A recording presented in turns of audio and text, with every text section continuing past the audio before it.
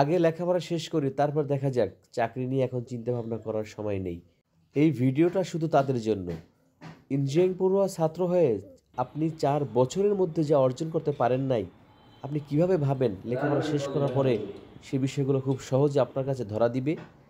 এই জন্য দরকার ছাত্র জীবন থেকে কাজ শেখা। এই কাজ কিন্তু একদিনে হয় নাই। কনভেয়ার চালু হবে,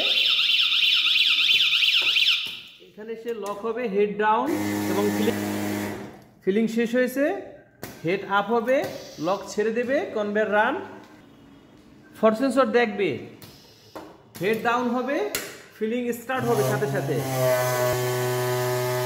এখন সিদ্ধান্ত আপনাদের। ছাত্র জীবন থেকে কর্মের জন্য নিজেকে দক্ষ করে গড়ে তুলবেন, নাকি লেখাপড়া শেষ করে দাঁড়ে দাঁড়ে কর্মের জন্য ঘুরবেন আর বলবেন এক্সপিরিয়েন্স নাই, কিভাবে চাকরি পাবো, কোথায় গেলে চাকরি পাবো, হতাশায় ভুগবেন। সিদ্ধান্ত আপনাদের। আল্লাহ হাফেজ।